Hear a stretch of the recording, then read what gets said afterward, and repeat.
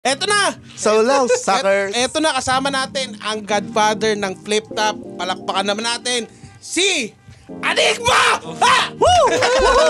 Yeah. Kamusta? Ikaw lang ba ang mag-isa nag-start nung Flip Top? Kami ni Kuya Kev, also known as Umph. Nagsimula talaga yun, kaming dalawa lang talaga literal. Tapos nadagdagan na lang kami ng pangatlo nung mga pang-ilang event na. Paano ang mechanics ng battle?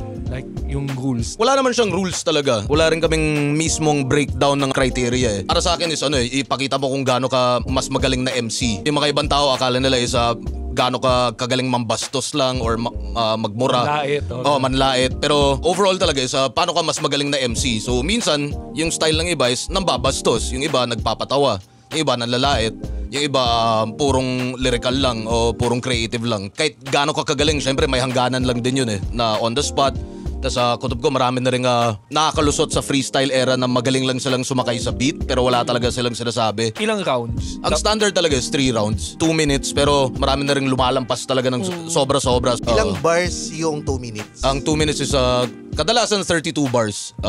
Syempre kung isa ka sa mga mabibilis mag-rap or tinatawag na speed rapper or double timer, medyo mas marami ka masisiksik. Nabanggit mo kanina yung iba't ibang style nila. Aling style yung mas nakakakuha ng respeto sa community? Well-roundedness pa rin yung kaya mo lahat. Rerespetuhin mo yung kaya yung pareho or lahat-lahat. 'Di ba? Parang hindi ka one-dimensional. Ano ba ang demographics ng mga nanonood ng Flip Top? Paano ba? Hindi lahat kung tuusin kasi kahit minsan mga lolo't lola Meron din. Talaga? Mga minors, marami rin. Mga bata. All walks of life talaga Naglaplapan Iba yung na nga may dalawang mga- lalaki. Nung panahon ko, hindi yan magagawa. Pero sa tingin ko nabingi Tapos lang tumingin yan. sa tropa niyang nanonood din. Ano? Gawin na natin. Flip top battle tayo. Yan na yung Ngayon ka pa bumigay. Pero sa tingin ko nabingi lang sila Yung, hip-hop ba? Akala ko lap-lap. Paano first step? Like, kailangan mo ba maging rapper? Sa panahon namin, ganun. Parang kailangan mo talaga maging rapper muna. Ngayon, ganun. Yung mga bata, node lang sila ng node na inaaral nila yung techniques. Saan nagpa-practice? Like, kasi sa stand-up kami, may open mic kami every week. Kasi una, yung pinakaiba siguro ng stand-up is sa inyo, nauulit nyo yung material nyo di ba? Sa amin, hindi na pwede. Parang talagang one time So, lang. yung binibitawan ng magbabattle, Yun na yun. doon niya malalaman kung nakakatawa yun o hindi. Hindi niya yung nasubukan sa Napapractice siya sa mga tropa. Oo. Pero syempre kung pare-pareho lang yung panlasa nyo, tas yung mga manonood, iba-iba naman yung Oo. panlasa, hindi sila matatawa doon. Yung kaklase ko dati, si 8 Messenger. Tangina. Sir Warren. Si Warren. Minsan napunta kami sa isang radio station, may elevator.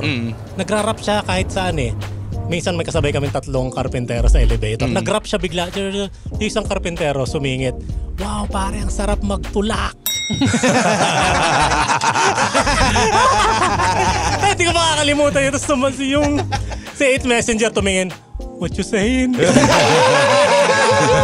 Bakit amboy ba siya? Hindi. Nangyayari ba Iba-iba yun? yun. Sumusulat ka para sa iba? Sa flip top?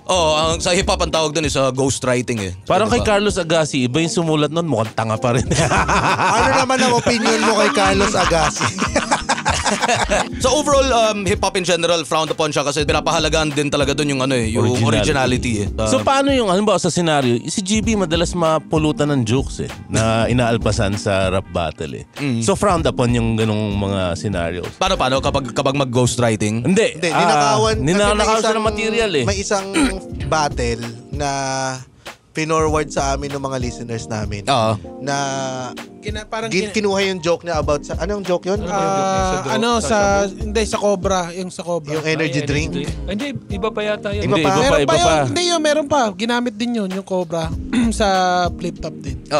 Pero sa madaling salita, dapat frowned upon din talaga siya kasi marami rin ganung mga aligasyon na parang nakuha lang sa internet, nakuha lang sa Facebook. Parang, syempre, parang ang dating, hindi ka original. Parang ginawa mo lang siya in rhyme form. So, Paano pag nakita niyong ninakaw lang yun tapos nanalo siya? medyo, Babawiin niyo yung title? hindi naman babawiin. Papalitan yung pangalan siya na si Xerox. Kadalasan nangyari ka sa next battle. Ang flip top ba, consider yung crossover ang magbabattle mga stand-up comedians? Hindi masyado. Siyempre para sa amin, medyo insulto na parang akala nyo kaya nyong gawin yung ginagawa namin. And siguro para sa inyo rin, di ba? Mas malawak yung mundo nyo in that sense. Habang kami naman, nanggagaling kami, lalo sa Filipino hip-hop, ang baba ng tingin sa hip-hop dati. Parang akala nyo, ganun-ganun lang, tas makikisali ka or parang binabastardize yung ginagawa namin.